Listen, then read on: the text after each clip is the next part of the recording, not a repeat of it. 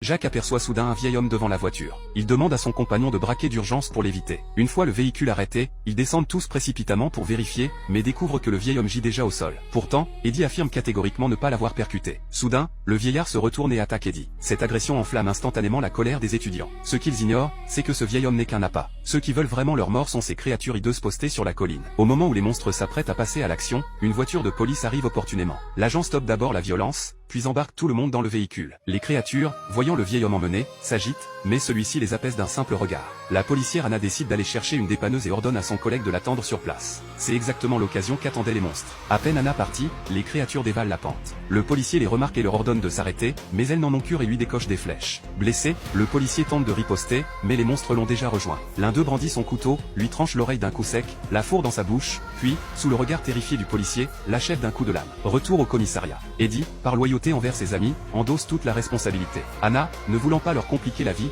les relâche. Le vieil homme inquiétant prend alors la parole, il annonce que ses 3 fils viendront le venger et garantit qu'Anna ne survivra pas jusqu'au lendemain. Anna pense qu'il bluffe et l'ignore. Elle ignore que les 3 monstres rôdent déjà près du commissariat. Comme c'est Halloween, leur visage difforme n'attire pas l'attention des passants. Les créatures attachent alors les chaînes de la dépanneuse à l'antenne relais voisine, accélèrent à fond et la font s'écrouler sur la route.